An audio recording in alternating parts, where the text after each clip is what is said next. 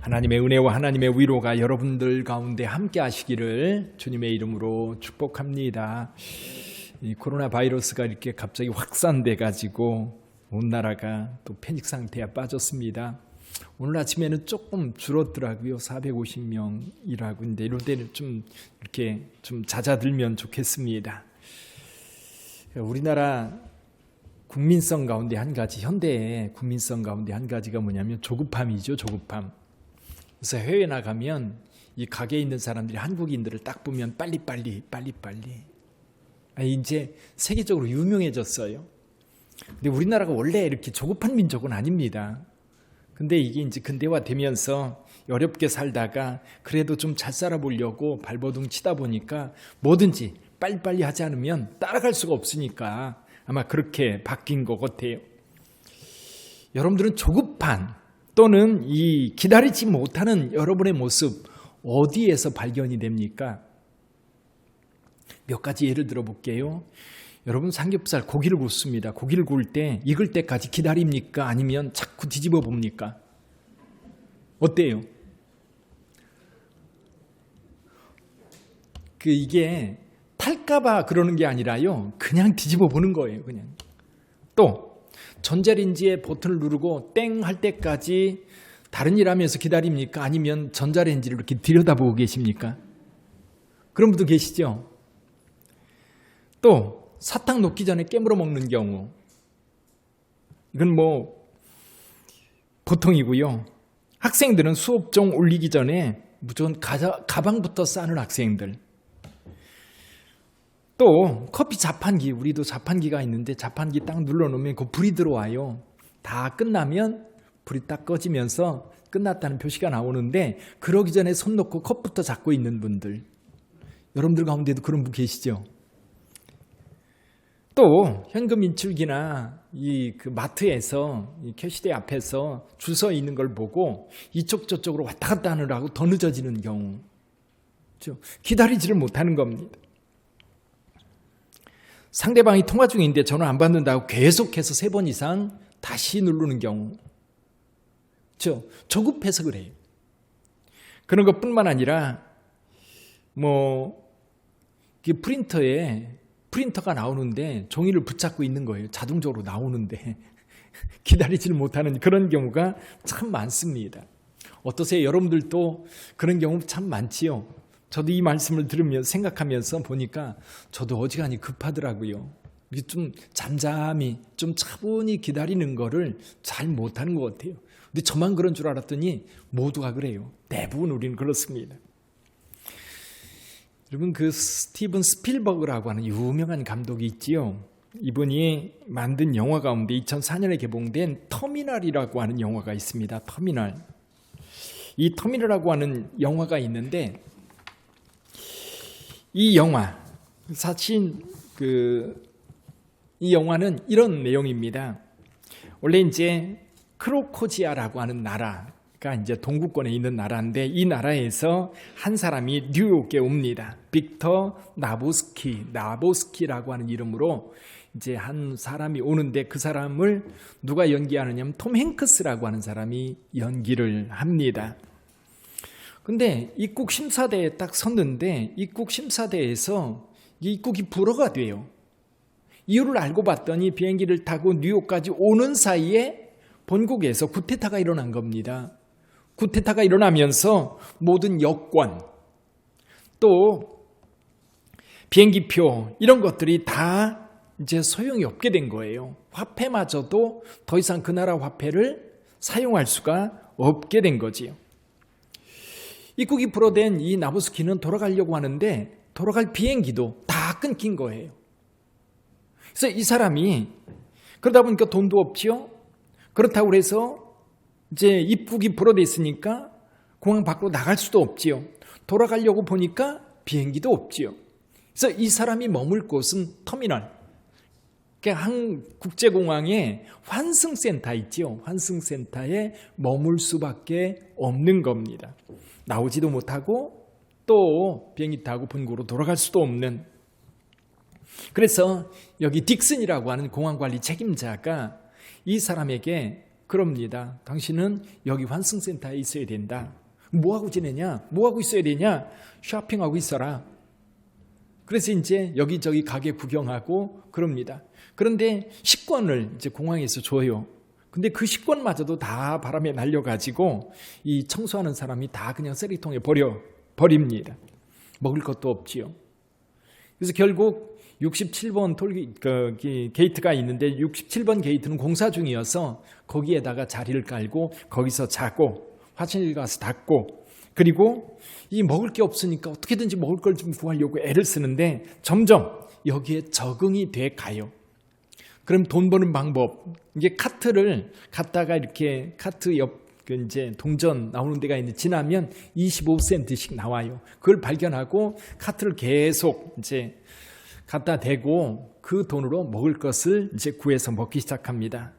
근데 이 딕슨 국장이라고 하는 분이 이제 이 사람을 내보내야 되는데 안 나가는 거예요. 이제 공항 밖으로 나가면 불법 체류자가 되니까 체포해서 넘길 수 있는데 이 사람이 밖으로 나가려고 하지를 않아요. 불법을 해가려고 하지도 않아요. 그냥 머물러 사는 겁니다. 그렇게 얼마를 지내냐면 9개월을 보내요. 9개월을 보내는 동안 있었던 일들을 이 영화에 담고 있는 거죠. 그냥 무작정 기다리는 게 아니라 거기서 있으면서 서점에서 책을 가지고 영어 배우고요. 그리고 또 처음으로 친구가 되는 사람이 한 사람이 있어요. 그 사람 크루즈라는 청년인데 이게 그 공항 비행기 기내식을 담당하는 그런 사람인데 이 사람이 이제 이 노보스키가 들어가서 만날 수 있는 공항 직원이 있거든요. 여직원이 있는데 그 사람을 짝사랑해요. 그래서 이 사람을 이용해가지고 이 사람한테 기내식을 주고 그 사람한테 계속해서 그 여자의 정보를 캐내는 겁니다. 그러면서 이제 밥을 얻어먹고 또 정보도 캐다 주고 그러는 관계가 돼요. 청소하는 아저씨 또 거기 있는 그 보안관 뭐 여러 사람들이 있는데 그런 사람들 가운데 늘 이렇게 치대면서 사실은 불편한 관계가 계속되는데 시간이 가면 갈수록 점점 적응이 되면서 상황이 좋아져요. 사람들과 관계성이 좋아져요. 그러다가 이 67번 게이트 근방에서 공사하는 공사장에서 일을 하면서 결국 거기에서 노임을 받아가면서 이제 삶을 적응해가는 그런 이야기입니다. 강진구 교수라고 하는 분이 이 영화에 대한 평을 몇 가지 이렇게 정리를 해놨더라고요. 첫 번째는 이 영화는 유대인으로서 소외된 삶을 살았던 스티븐 스필버그 자신의 모습이 아닐까 그렇게 평을 하더라고요. 스필버그의 젊은 날의 인생 역정, 이 주인공 이 나보스키를 통해서 이 영화를 통해 드러난 게 아닐까. 뿐만 아니라 유대 역사, 유대인들이 나라가 없이 이리도 못 가고 저리도 못 가고 그러면서 그 상황 속에서 이 사람이 이제 나보스키라고 하는 사람이 공항 밖으로도 나가지 못하고 본국으로 가지 못하고 그냥 여기 소속된 것도 아니고 저기 소속할 수 있는 것도 아니고 그냥 이 괄시를 받으면서 거기에 적응하면서 살 수밖에 없었던 노보스키인데 이 노보스키는 결국 유대인의 역사를 그것을 통해서 표현하고 있지 않을까. 또 한 가지 두 번째는 이 기다림입니다. 이 기다림을 인생의 가치를 증진시키는 기회로 삼아야 된다는 거지. 나보스키는 말도 통하지 않고 갇혀 지내면서 자포자기하거나 아니면 도망치거나 그러지 않습니다. 법테두리 안에 있으면서 상황이 바뀔 때까지 기다리는 거예요. 근데 기다리는 동안 그냥 무작정 기다리는 게 아니잖아요. 뭔가 창조적인 일을 만들어내야 되는 거예요. 살아야 되고 뿐만 아니라 사람들에게도 인정받아야 되고 그러면서 주변 사람들과 관계를 맺으면서 창조적인 삶을 만들어가고 있는 거지요. 자신이 할 수 있는 최선의 것들을 만들어갑니다. 보금자리도 만들고요. 또 기다리면서 주변 사람들에게 친절을 베풀기도 하고요. 도움을 주기도 하고요. 그러면서 점점 이 사람은 주변 사람들에게 인정받고 사랑받는 사람으로 점점 변화돼 갑니다. 9개월이 끝나고 공항을 빠져나갈 때는 이 공항에 많은 직원들이 환송을 하면서 그를 환호하는 모습을 볼 수 있게 됩니다. 또 한 가지는 이 기다림이라고 하는 것에는 늘 뭐가 있느냐면 사랑이 있다는 거예요. 사랑이 있기 때문에 기다리는 거예요. 사랑이 없다면 기다릴 수 없다는 거죠. 나부스키는 뉴욕에 온 것은 아버지 때문에 왔다는 거예요. 이 사람에게 깡통이 하나가 있어요. 깡통이 하나 있는데 늘 이 깡통을 절대 놓지 않아요. 그걸 늘 껴안고 다니고 그러는데 나중에 알고 보니까 이 아버지가 40년 전에 유명한 그 재즈 가수들 있죠. 재즈 음악가들의 사인을 받는 거예요. 40년 전부터 이제 주변 사람들이 도움을 받아가지고 이 사람들한테 그 편지를 계속 보내가지고 사인을 다 받았는데 한 사람 받기 전에 아버지가 돌아가신 거예요. 아버지하고 약속한 겁니다. 아버지, 그 사람의 사인을 꼭 받아오겠습니다. 그리고 그 사람의 사인을 받기 위해서 뉴욕에 왔다가 이 사단이 난 거예요. 그러면서도 끝까지 기다려서 결국 끝장면이 뭐냐면 이 뉴욕의 한 호텔에서 연주를 하는 이 색스폰 재즈 연주자에게 가서 사인을 받아가지고 집으로 돌아가는 장면이 마지막 장면입니다. 이 이야기는 어쩌면 오늘 우리가 말씀을 나누려고 하는 이 이야기와 아주 흡사한 이야기예요. 기회가 없어요. 언제 이것이 풀릴지. 그래서 이제 9개월 만에 그 자기 나라, 그 나라가 이제 다시 정상으로 되면서 비행기도 출항하게 되고, 그리고 이제 이 여권이라든지 이런 것들이 다 이제 회복이 되면서 돌아갈 수 있게 된다. 그런 얘기거든요. 우리도 저와 여러분들이 우리 주 예수 그리스도께서 이 우리 가운데 오실 때까지, 그때가 언제인지 몰라요. 언제인지 모르기 때문에 자포자기하거나 아니면 아예 그냥 그것들을 믿지 못하고 기다리지 않는 그런 삶으로 만들어가는 게 아니라 뭔가를 좀 창조적으로 만들어가면서 그날을 기다려야 될 것 같아요. 그래서 시편 37편 7절에 보면 이렇게 말씀합니다. 여호와 앞에 잠잠하고 참아 기다리라. 자기 길이 형통하며 악한 꾀를 이루는 자를 인하여 불평하지 말지어다. 뭔가 내 뜻하고 안 맞는다고 발버둥 치고 내 뜻하고 안 맞는다고 불법을 행하면서 살아가는 것이 아니라 차분하게 뭔가를 창조적으로 만들어가면서 기다리는, 그것이 바로 오늘 우리 그리스도인들 교회인 거지. 저와 여러분들은 늘 기다리는 삶을 살고 있어요. 기다리는 삶. 젊은 청년들은 멋진 배우자가 나타나기를 기다리고, 하나님께 기도하는 성도들은 기도 응답을 기다립니다. 부모는 반항적인 자녀가 철들기를 기다리고, 직업 없는 사람들은 일자리가 나타나기를 기다립니다.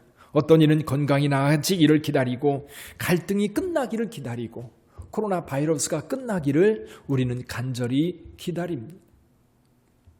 정치 정쟁이 좀 끝나기를 바라고, 우리가 좀 잘 살게 되기를 바라고, 평안기를 바라면서 뭔가를 기다리고 있는 저와 여러분들이죠. 성경의 많은 인물들도요, 기다리는 사람들이에요. 아브라함도 이삭을 기다립니다. 다윗은 아둘람 동굴에서 또 광야에서 사울의 손길에서 벗어나기를 기다립니다. 다윗 같은 경우 보면 사울과 싸우지 않아요. 그냥 기다릴 뿐이에요. 언젠가 하나님께서 개입하셔서 이 문제를 해결해 줄 거라고 하는 믿음이 있기 때문에 기다리는 거예요. 그런 믿음이 없다면 기다릴 수 있을까요? 엘리자벳과 사가랴, 노년의 세례 요한을 얻습니다. 근데 성경에 보니까요, 그때까지 사가랴가 기도하고 있었어요. 내 간구함이 응답된 거예요. 이처럼 기다린다. 특별히 교회가 기다린다고 하는 것은 하나님의 주권에 대한 믿음이 있기 때문에 기다리는 거고요. 하나님께서 약속한 그 약속이 우리 가운데 마침내 이루어지기를 소원하면서 기다리는 거예요. 그래서 우리는 기다림의 공동체다. 기다림. 저와 여러분들은 기다림이 일상이 돼야 되고요.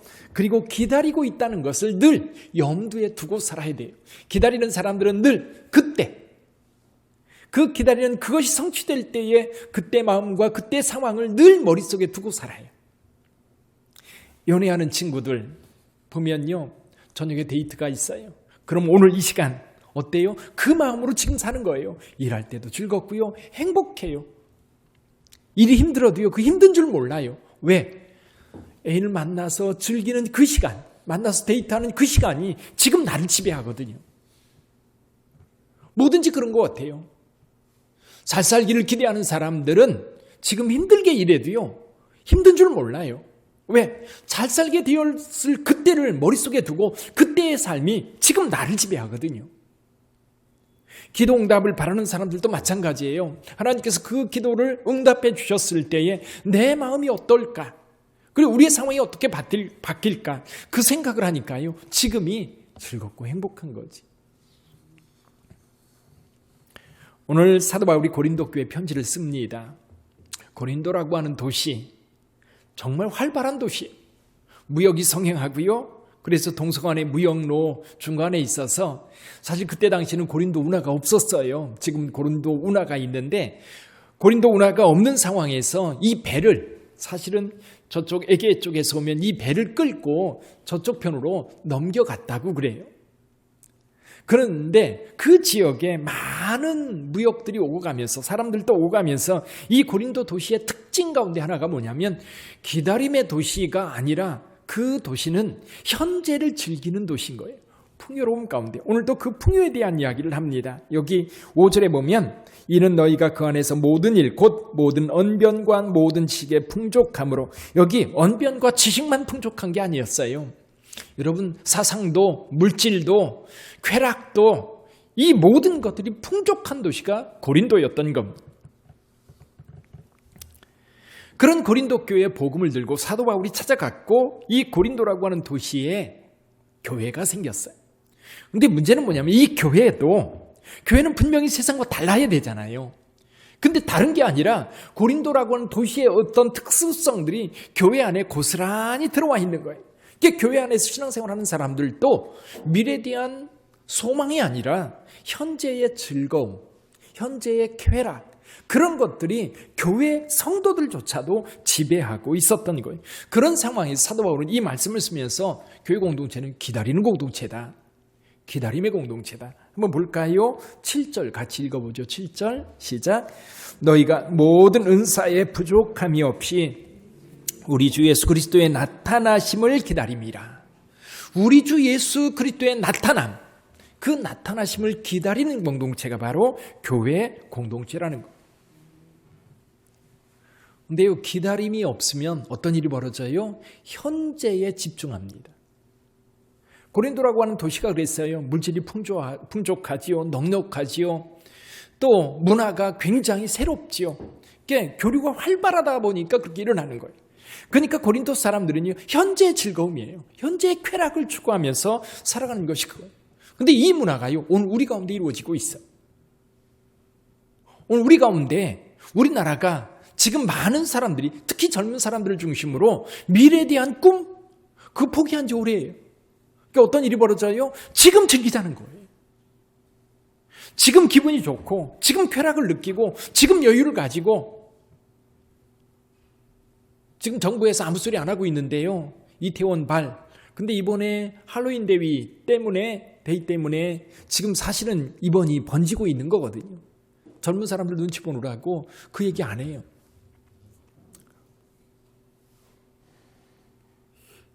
지금 우리나라도 점점 미래에 대한 어떤 꿈이나 어떤 소원이나 이런 것들이 아니라 오히려 현재의 쾌락에 빠져서 살아가는 그런 모습. 이 현재의 쾌락에 빠져 살아가는 사람의 특징이 뭐냐면 미래가 없는 거예요. 기다림이 없는 거예요. 그렇다면 교회는 기다림의 공동체다. 기다림의 공동체라고 한다면 우리가 기다림이라고 하는 것을 어떻게 우리가 만들어갈 것인가? 그리고 기다림의 공동체인 교회의 특징은 뭔가? 오늘 본문의 말씀에서 보면요, 첫 번째로 그 특징이 뭐냐면 은혜와 평강이 있는 교회라는 거예요. 은혜와 평강. 우리 3절 한번 볼까요? 3절. 하나님 우리 아버지와 주 예수 그리스도로부터 은혜와 평강이 있기를 원하노라. 아멘. 자, 은혜와 평강은 어디에서 오는 건가요? 은혜와 평강. 은혜 같은 경우도 사실은 평강도 같이 늘 세트로 우리에게 오는데요. 은혜가 있는 곳에 평강이 있거든요. 이거는요, 우리가 만드는 게 아니에요. 우리가 어디서 사올 수 있는 것도 아니에요. 이것은 오직 예수 그리스도를 통해서 저와 여러분들에게 선물로 주어지는 거예요. 아멘.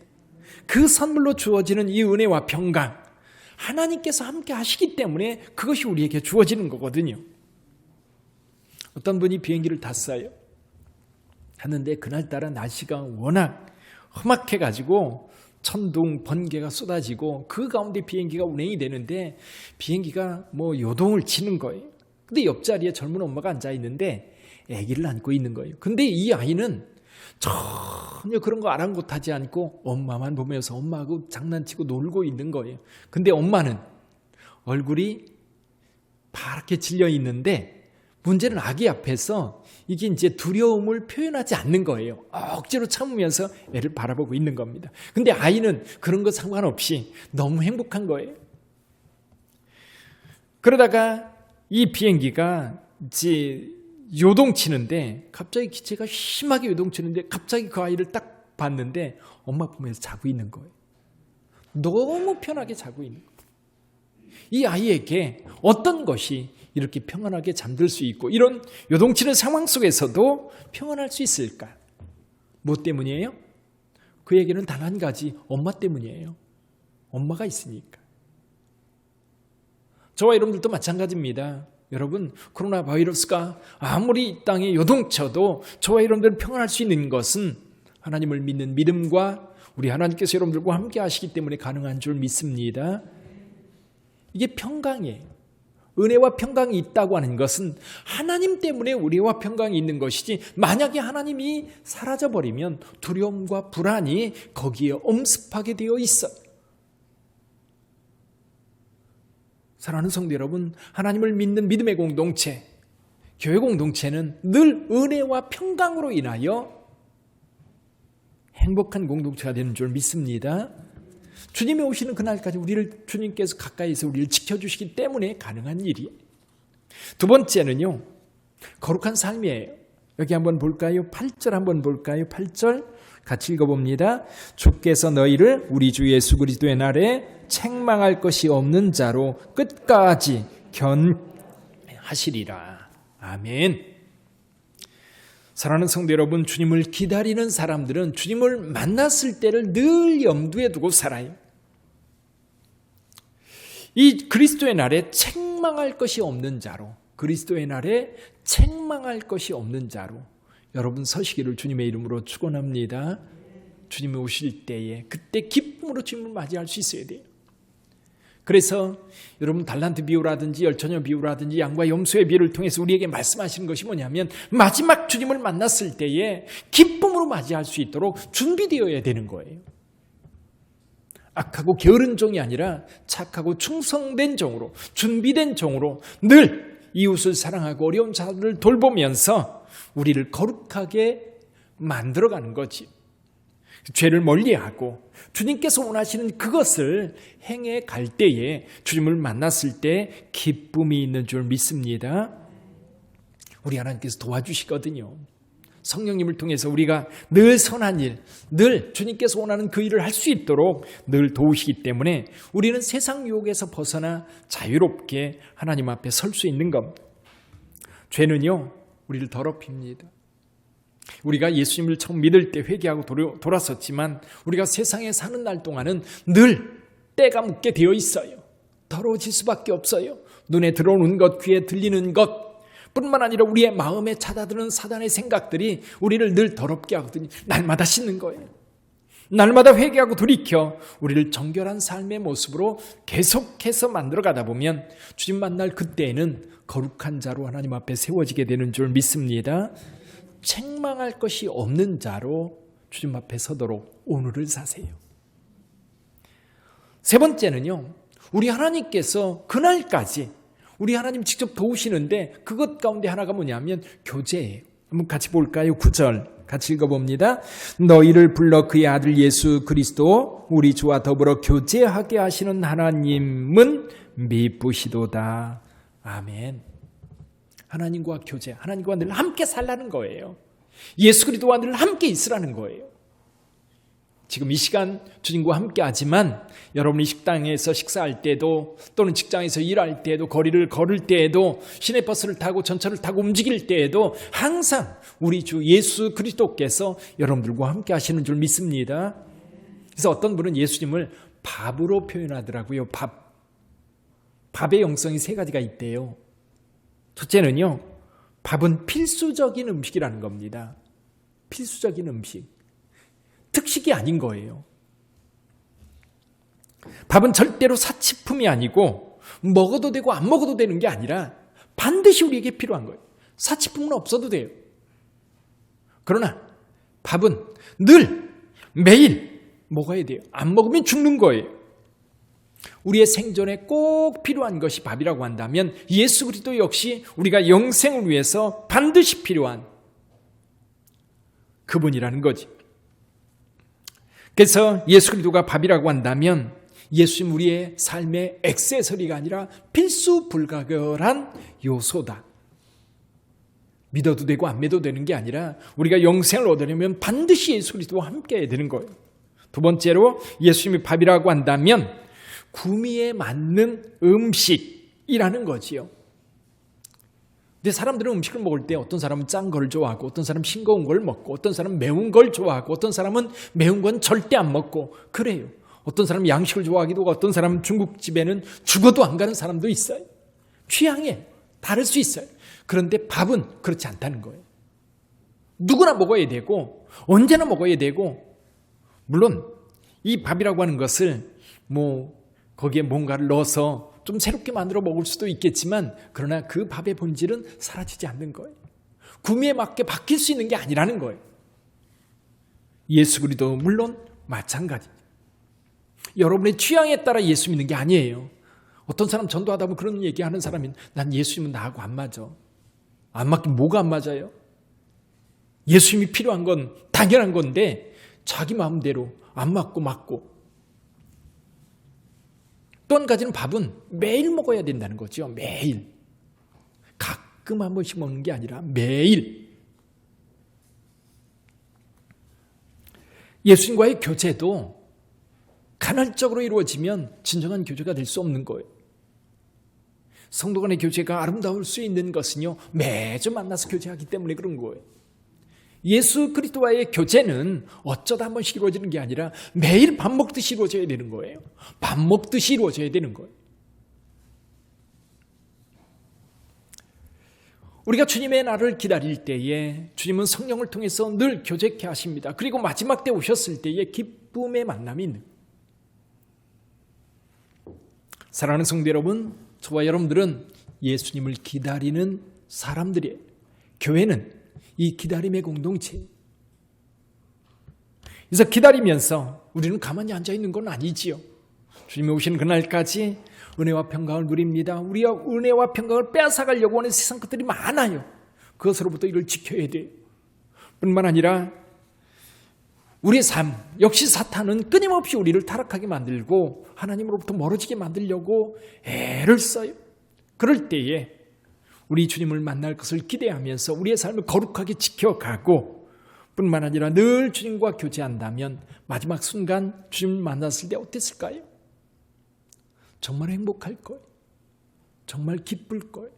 그날이 기다려지요. 사랑하는 성도 여러분, 우리는 기다림의 공동체, 오늘 대림절 첫째 주입니다. 이제 성탄절을 앞두고 있지만 사실은 영적 의미는 다시 오실 예수 그리스도에 대한 기다림을 다시 한번 생각하고 추슬러서 다시 우리는 기다림의 공동체로 더 집중하며 나가야 되겠다. 그 은혜가 여러분들 가운데 함께 하시기를 주님의 이름으로 축원합니다. 기도하겠습니다.